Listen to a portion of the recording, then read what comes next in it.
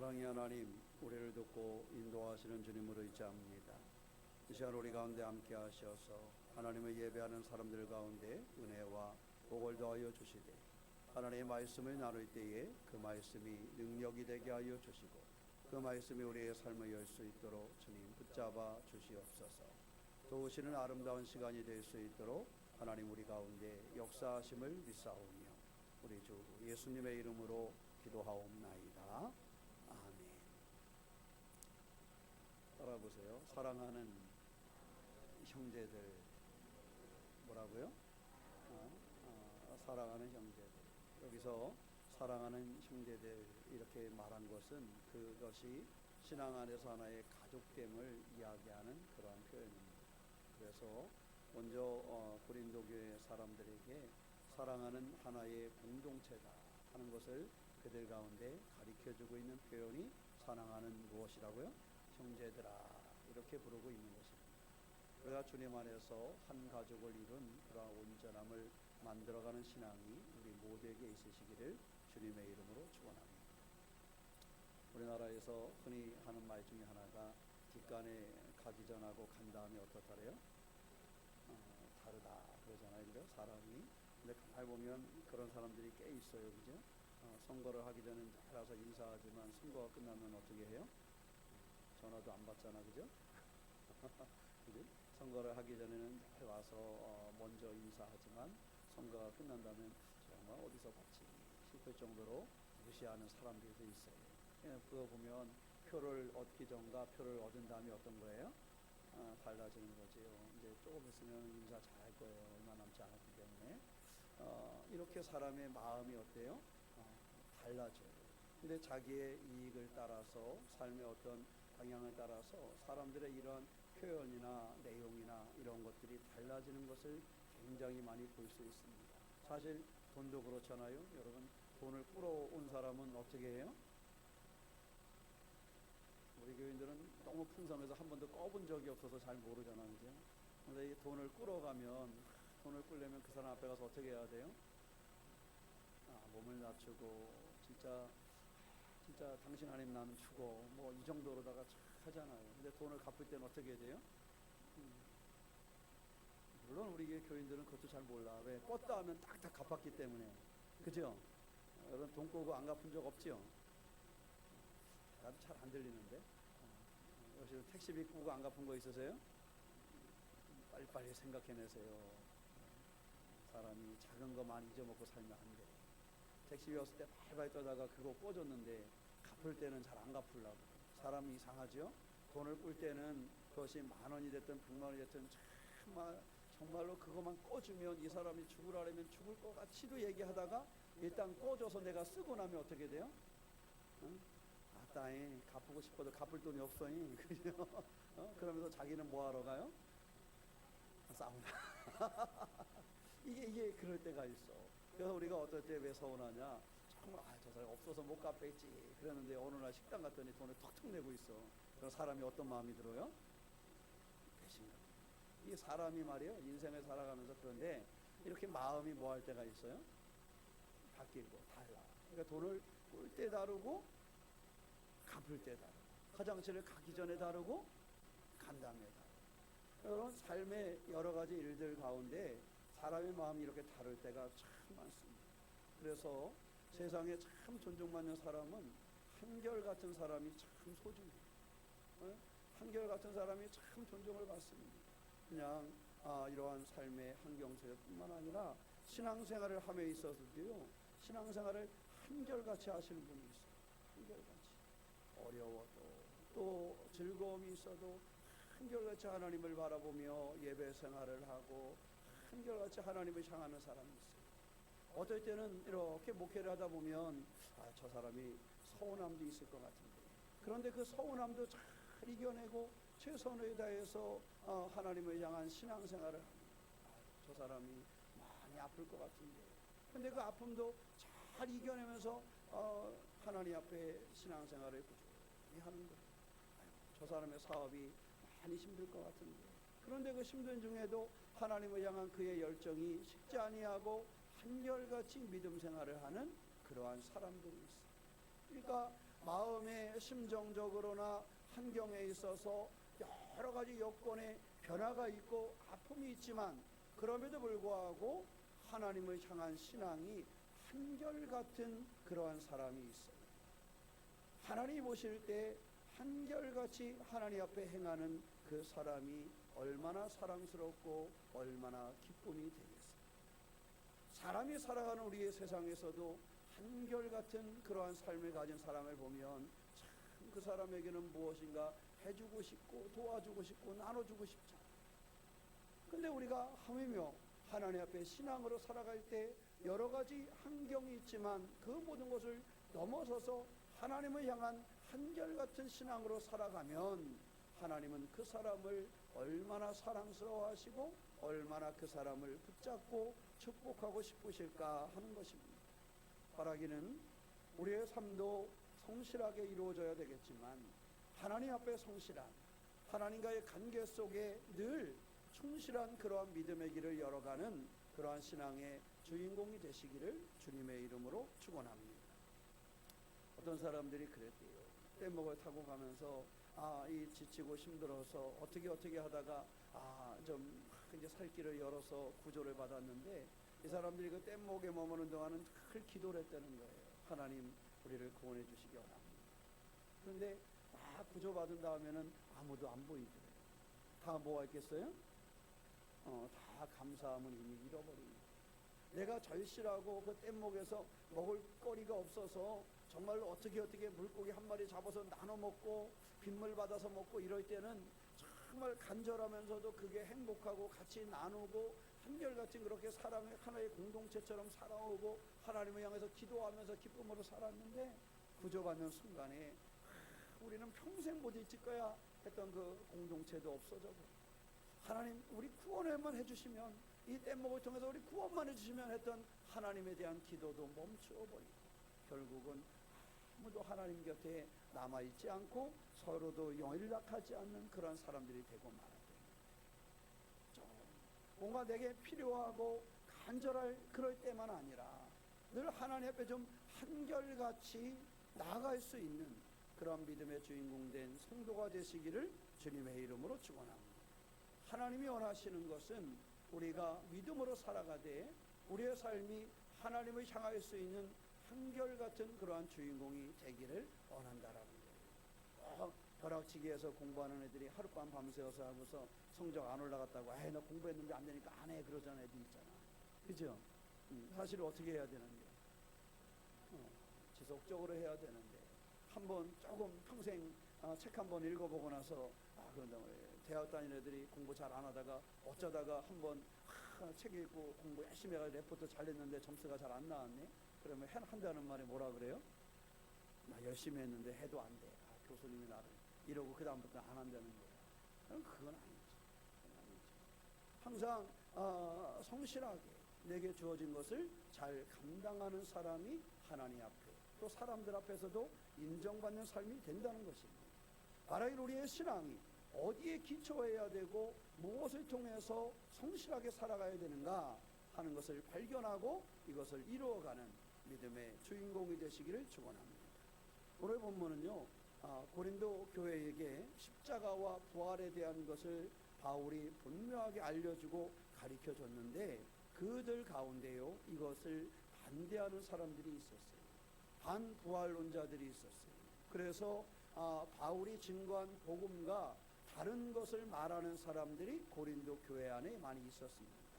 그래서 고린도 교회 안에의 분쟁은요 그 사람들이 어떠한 고집을 부려서 어떠한 일 때문에 이것이 쌓이고 나뉘어진 것이 아니라 그런 부분도 없지 않아 있긴 했었지만 더 큰 것은 뭐냐면은 교리적인 부분이었어요.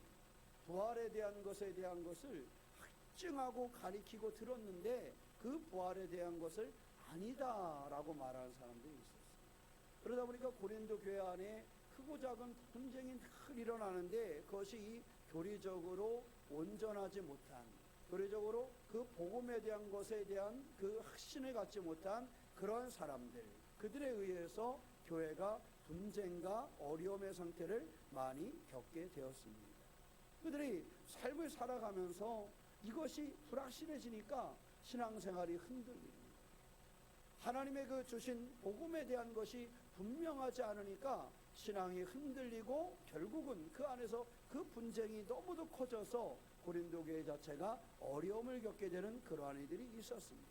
그러다 보니까 주님을 잃어버린 사람들이 생기고, 그러다 보니까 서로를 배신하고 절망하는 일들, 또 이러한 문제들이 그 안에 나타나게 되어 있었습니다.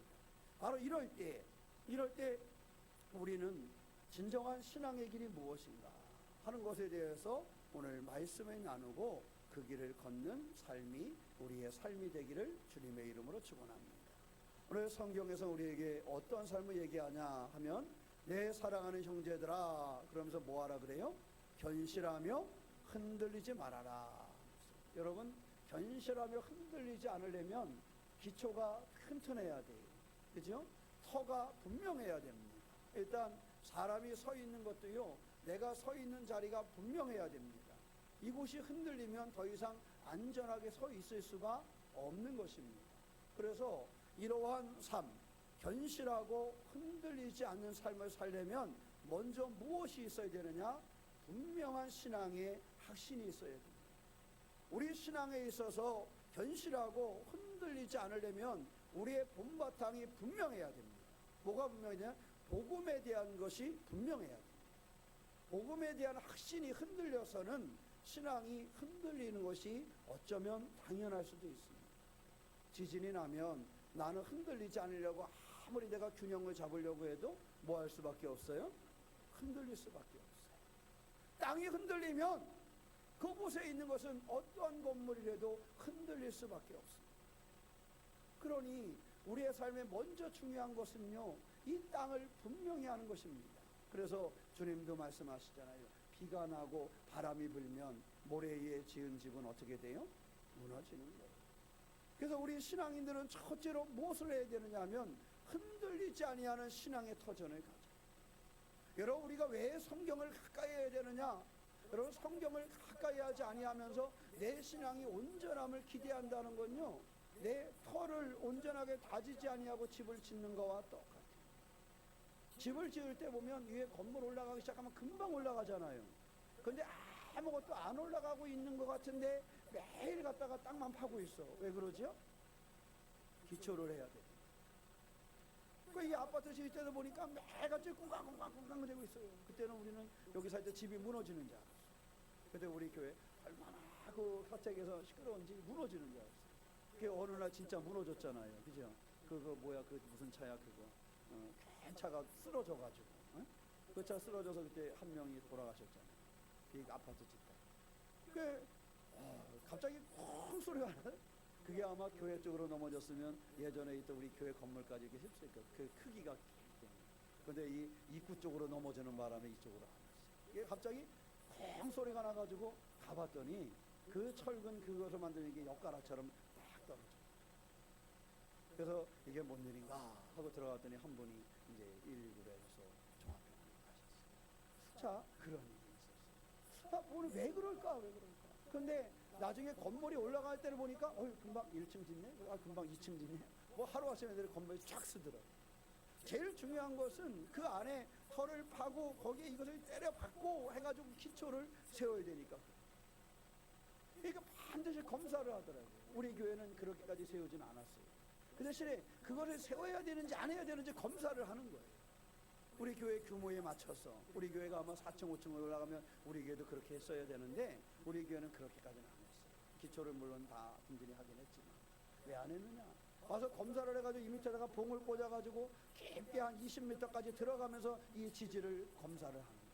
그래서 이 앞쪽에서 저쪽 뒤쪽에서 세 군데인가 이렇게 검사를 쫙 하는 거예요. 그래서 그 깊이까지 막아서 본 다음에 이 땅의 토지는, 이 안에 구성되어져 있는 것은 우리 교회가 생각하고 있는 규모로 짓는 교회는 이상이 없겠다라는 판단이 서기 때문에 허가가 떨어집니다. 그 다음에 기초를 하는 거예요. 자, 중요한 것은 왜 그럴까? 눈에 보이지 않는 그 작업을 하는 것이 훨씬 시간이 많이 걸리고 훨씬 그 시간이 중요하게 이루어집니다. 우리의 신앙도 마찬가지입니다. 사실 눈에 보이는 신앙보다 눈에 보이지 않는 나의 신앙을 더 깊이 있게 만들어 놓지 않으면 이게 때때마다 흔들립니다. 그래서 말씀을 가까이 하지 않으면 신앙이 흔들릴 수밖에 없는 거예요. 여러분, 말씀을 가까이 하시기 바랍니다. 성경을 날마다 상고하시기 바랍니다. 성경을 가까이 하고 읽고 기도하는 일들을 가져야 하는 것입니다. 우리 그리스도인들은 할 수만 있으면 가정마다 작은 서재가 하나씩 있었으면 좋겠어요. 무슨 서재가?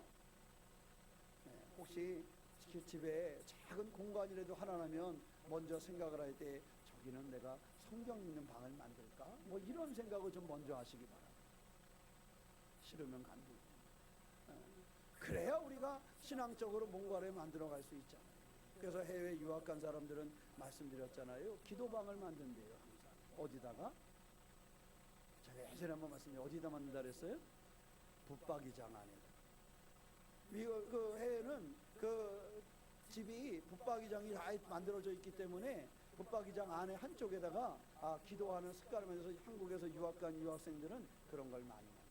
그래서 붙박이장 한쪽을 비워가지고 붙박이장이 꽤 넓거든요. 거기 한 사람 들어서 무릎 꿇고 앉을 수 있으니까 나 기도하는 자리 가져야지. 한국에서처럼 습관적으로 통성하고 통성으로 기도하고 싶은데 미국 사람들은 통성 기도를 잘 안 하잖아요. 요즘에 에즈버린가 어디 학교에서 한박 운동이 벌어졌잖아요. 미국에. 혹시 그 소식 들었어요? 회개 운동이 벌어져서 지금 그 대학교가 지금 사람들이 끊임없이 예배드려 가는 대학교가 하나가 있어요. 인터넷에 한번 보세요. 한 보름 정도 됐어요. 그 대학생들 중심으로 걔네들이 회개하면서 기도하면서 시작을 했는데 그것이 확장되어지면서 그날부터 그 교회에 그 학교에 학생들이 다 나와서 무릎 꿇고 회개하며 기도하는데 끊임없이 아이들이 오는 거예요. 근데 아이들만 오는 것이 아니라 다른 사람들도 오면서 지금 그 대학교가 끊임없이 기도하러 오는 아이들로 줄을 서고 있어요. 이게 성령의 역사가 이루어지고 있다 이렇게 보고 있어요. 왜? 그 아이들이 하는 고백과 삶과 예배가 그래요. 우리의 삶에 중요한 것은 그러한 자리를 유지하는 거예요. 자, 왜 그러한 자리가 유지되어야 되냐? 내 신앙의 터가 분명해야 돼요. 내 신앙의 복음이 흔들리지 않아야 됩니다. 이 복음이 흔들리면 예배가 흔들리는 거예요. 주님이 나의 주인 되심을 내가 고백하는 사람은요, 예배하는 자리를 뭐 할 수밖에 없어요? 사모할 수밖에 없어요. 주님을 내가 고백하는 사람은 그 길을 가는 것을 다른 거하고 바꾸지 않습니다. 그래서 그 자리를 사모하고 그 길을 나아가는 거예요. 그게 우리의 신앙의 중심이 거기에 머물러져 있어야 한다라는 사실. 꼭 여러분 삶 중에 예배를 중심으로 그런 삶을 한번 가꾸어 보셨습니까? 그런 해남에도 그런 분들이 있더라고요. 얼마 전에 그 초록가게 했던 그 누구야? 기빈식품에 일했던 그분이 남자분 있잖아요. 그래서 김명곤사님 아이가 있어요. 그분이 목사님 내가 다른 데 취업을 해서 이렇게 하다 보니까 주일날 일하러 가야 되더라고요. 그래서 성가대를 쓰다가 못 써가지고 한 올해는 꼭 쓰려는데 3개월 동안 성가대를 못 썼어요. 그래가지고 지난주에는 직장에다 이야기를 했대요. 이번 주부터 주일날 가라면 저는 그만두겠습니다. 그래서 뭐 다른 거 할 거 있으세요? 아니요. 그런데 제가 올해는 주일 예배를 성가대를 꼭 쓰려고 해서 토요일마다 가서 연습은 했는데 주일날은 못 썼대요. 지금까지 한 번도 못 썼다고 오래 들어갔어요. 그래서 이렇게 하다가는 도저히 내 신앙이 무너질 것 같아서 안 되겠다.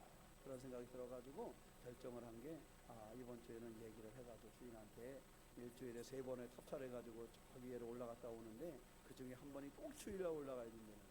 그래서 얘기를 해준다는 거예요. 내가 이제 주일날도 꼭 내가 올라가야 된다라면 저는 이 일을 그만두겠습니다. 이렇게 얘기해요. 저는 그분 그렇게 신앙생활 그렇게 하는 줄 몰랐네. 그런데 와서 그렇게 얘기해요. 여러분, 우리의 삶에 있어서요, 신앙의 중심을 좀 세우시고,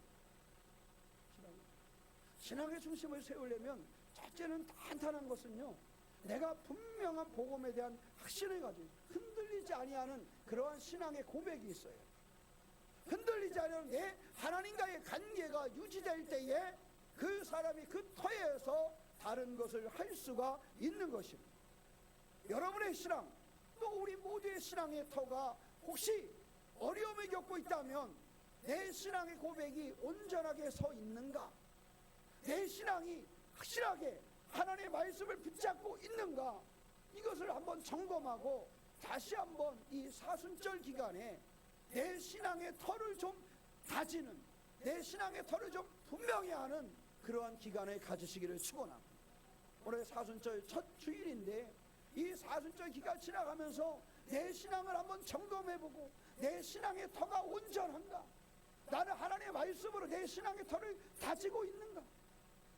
나는 하나님을 향해 내가 그리스도에 대한 온전한 고백을 가지고 있는가 하는 것을 되돌아보고 사순절 기간 중에 신앙의 기초를 새롭게 하는 시간으로 만들어 가시기를 주님의 이름으로 축원합니다. 그 신앙의 기초를 분명히 하면서 우리가 해야 될 것은 견실하며 뭐한다? 흔들리지 않는 것입니다. 1차적으로 견실하며 흔들리지 않는 방법은 내 신앙의 터를 견고하게 하는 것입니다. 내 신앙의 고백을 분명하게 하는 것입니다. 사랑하는 성도 여러분, 이번 사순절 기간 매년 돌아오는 것이지만 그냥 흘려보내지 아니하고 이번 사순절 기간 동안에 여러분 한번 개개인별로 준비를 한번 해보세요. 나는 신앙에 있어서 내 신앙의 기초를 어떻게 회복할 것인가. 제가 말씀드린 것처럼 3월 초에 성경 읽기를 얘기하겠지만 그것을 떠나서 개개인별로 한번 이 계획을 삼아보세요.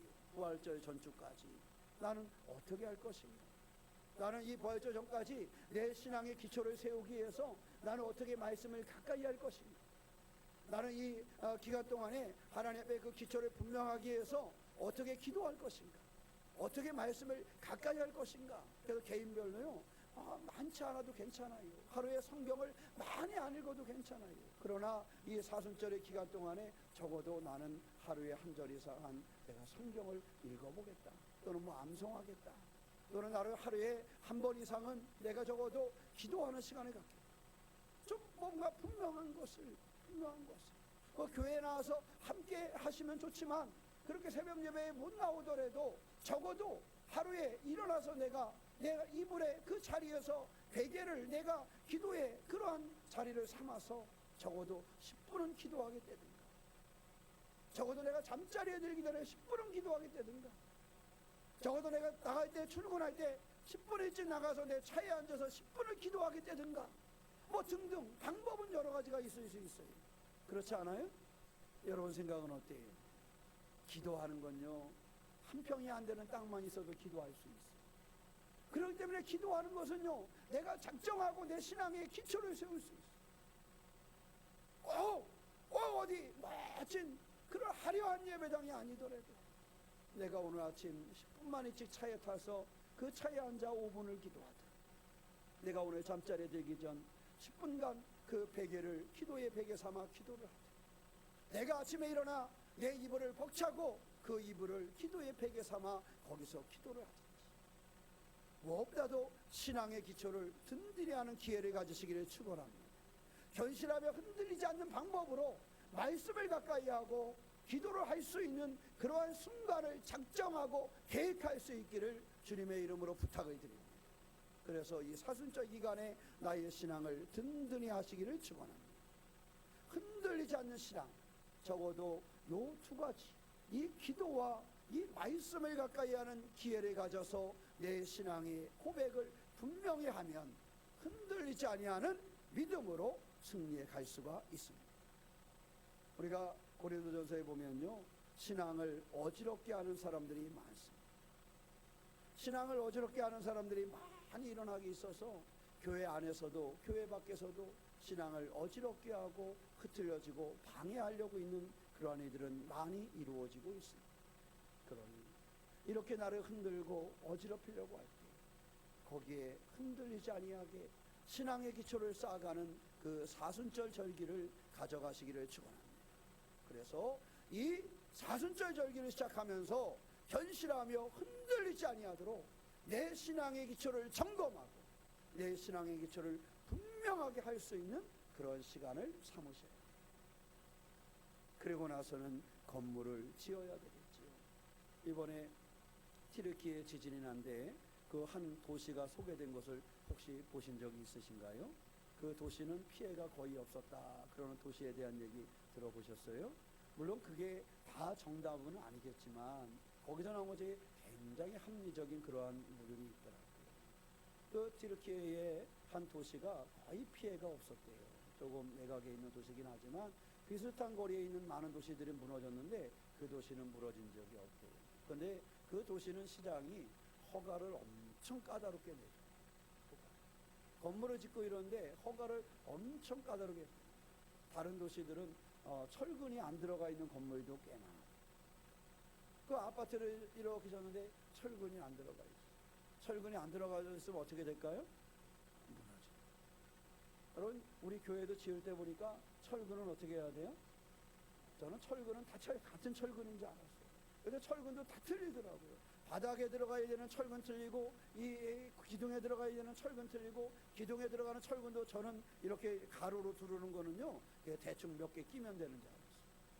근데 그 설계도를 보고 이재열 집사님한테 그 공부를 해서 보니까, 아니, 목사님, 철근이 가운데 철근은 어떤 굵기가 들어가야 되고요, 그 아래 밑에 있는 철근은 적어도 몇 센치는 떨어져야 되는데 얼마가 들어가야 되고요, 철근의 굵기는 어떻게 해야 되고, 목사님은 전문가가 아니니까 하기라도 못할 텐데 철근이 막 도착하면 철근에 있는 딱지가 노란색인지 파란색인지 쓰면 그걸 가지고 볼 수가 있고, 야, 뭐 그것만 듣는데도 꽤 오래동안 들었어요. 그러니까 이것을 하나 세우는데도요, 그 철근 하나가 어마어마하게 다르더라고요. 저보고 하는 얘기가, 목사님, 전문가들이 하겠지만 그 사람들이 없을 때 목사님 저녁 시간 되면 와서 자루도 한번 재보셔야 돼요. 뭘 재봐요? 간격도 한번 재보세요. 이게 간격을 대충 하는 사람들도 많아요. 철근 하나만 빼먹어도 괜찮기 때문에. 그러니 목사님, 퇴근하고 없으면 나오셔서 철근 간격도 한번 자루 한번 재보세요. 제대로 됐나. 그러더라고요. 왜 그럴까? 잘 몰랐어요. 그런데 그거 하나하나가 건물을 지탱하는 일에 어마어마한 것이 돼요. 그런데 튀르키예에 있는 그 도시 하나가 그렇게 어긋나면 허가를 안 내줬다는 거예요. 그러다 보니까 그 도시는 피해가 거의 없고 정상적으로 도시가 운영되더라 하는 얘기를 봤습니다. 우리의 신앙은요, 이 기초가 튼튼해야 되고, 신앙의 그 삶의 건물을 지을 때요, 분명하게 그 속에 철근도 넣고 다 넣어야 됩니다. 우리의 신앙의 집도 그렇게 지어야 됩니다. 우리의 신앙의 집을 그냥 콘크리트만 부어가지고 그 속에 철근도 없이, 철근의 간격도 없이 지어버리고 어느 날 무너져 내리는 그러한 일이 되어서는 안 된다라는 사실. 그래서 첫째는 견실하여 흔들리지 않는 그러한 신앙으로 그러한 기초를 다져야 되고, 두 번째 제가 드리고 싶은 말씀은 주의 일에 힘쓰는 삶을 살아야 돼요. 내가 하나님 앞에 헌신하는 신앙이 아니고서는 그 신앙이 완성되어져 갈 수가 없습니다. 책임을 짓지 않는 신앙은요, 그 신앙이 제대로 역할을 할 수가 없습니다. 하나님의 일뿐만 아니라 세상의 일도 마찬가지 아니겠습니까? 세상의 일도요, 책임을 지려고 하는 사람에 의해서 세상은 세워져 가는 것입니다. 신앙도 내가 책임을 감당하려고 하는 사람, 내가 주의 일에 힘쓰는 그 사람을 통해서 그의 삶이 이루어지는 것입니다. 그래서 고린도전서 3장 8절에는요, 주를 위한 수고를 헛되지 아니하도록 일을 감당해야 되고, 그러한 사람에게 하나님은 합당한 상급을 주신다라는 약속을 주셨습니다. 사랑하는 여러분, 주님의 일에 힘쓰는 데는요, 수고가 필요하고 인내가 필요합니다. 우리에게 내게 어떤 주어진 일을 감당할 때 수고와 인내 없이 그 일을 이루어갈 수가 있겠습니까? 수고와 인내 없이, 투자하는 거 없이 그 일을 할 수가 있겠습니까? 하나님의 일을 함에 있어서 수고와 나눔이 없이 그 일을 감당할 수 없다라는 사실. 사랑하는 성도 여러분, 주의 일에 힘쓰는 믿음의 주인공이 되시기를 축원합니다. 다른 것은 두 번째 치고, 하나님 앞에 예배하는 일에 힘쓰는 성도가 되시기를 축원합니다. 주의 일에 힘쓰는 사람의 출발점은 예배에서 시작됩니다. 예배에 힘쓰는 사람, 그리고 교회 안에서의 하나님의 향한 일에 힘쓰는 사람, 그리고 우리의 삶 중에서도 내게 주어진 것을 하나님께 드릴 수 있도록 힘쓰는 사람, 그러한 사람들이 하나님의 일꾼된 사람들입니다. 그러한 사람들이 하나님의 기뻐하심의 자녀됨의 삶을 만들어가는 사람들입니다. 주의 일을 감당하는 그러한 주인공으로 서가시기를 축원합니다. 이 사순절 절기 첫 번째 주일에 드리고 싶은 말씀은 바로 이것이었습니다. 신앙의 기초를 든든하게 하자.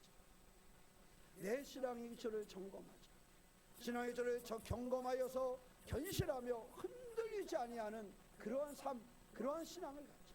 그래서 이 부활절 때까지 우리의 예배를 점검하고 말씀 생활을 점검하고 내 신앙의 터전이 분명한가, 흔들리고 있지는 않은가, 바람이 불면 비가 오면 무너지는 그러한 신앙의 바탕은 아닌가 점검하여서 어떠한 일이든 끄떡없이 하나님의 구원을 이뤄갈 수 있는 그러한 신앙의 틀을 분명하게 점검하고 세우는 사순절 절기가 되시기를 축원합니다.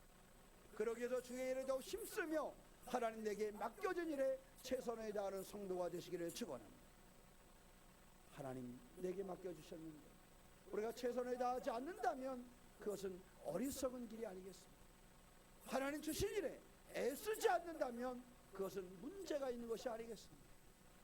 여기서 드리는 숙제는 교회일 뿐만이 아니라 우리의 삶에 내게 맡겨준 것도 하나님 내게 주신 일이라는 사실을 그리스도인은 잃어버려서는 안 됩니다.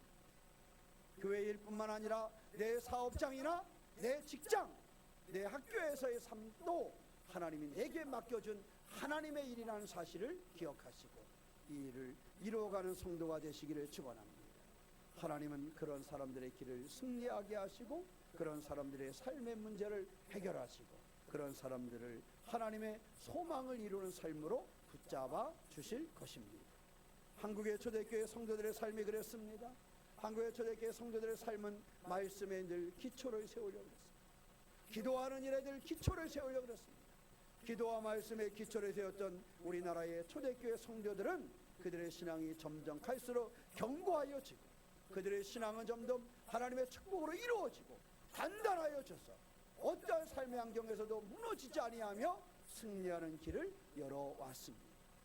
우리 새롬교회가, 우리 새롬교회 성도들이 이와 같이 무너지지 아니하는 신앙의 기초를 가지고 하나님을 기쁘시게 하고 우리의 삶은 행복해지고 견고한 믿음의 주인공된 삶이 되시기를 주님의 이름으로 축원합니다. 기도하겠습니다. 사랑의 하나님, 우리의 삶을 듣고 인도하시는 주님을 의지합니다. 견고한 믿음으로 주의 일에 힘쓰며 살아가는 우리가 될 수 있도록 주님 우리를 인도하여 주시옵소서. 주님 우리가 단단한 신앙의 기회가 되기를 원합니다.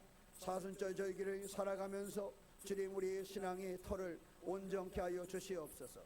흔들리지 아니하는 신앙의 터를 삼을 수 있도록 주님 우리를 붙잡아 주시되 흔들리지 아니하는 터를 삼을 수 있도록 말씀을 가까이 하게 하여 주시고 흔들리지 않은 터를 삼을 수 있도록 기도하는 우리가 되게 하여 주셔서 하나님 기뻐하시는 삶의 여정을 이루어가는 교회요 성도일 수 있도록 우리 가운데 역사하여 주시옵소서.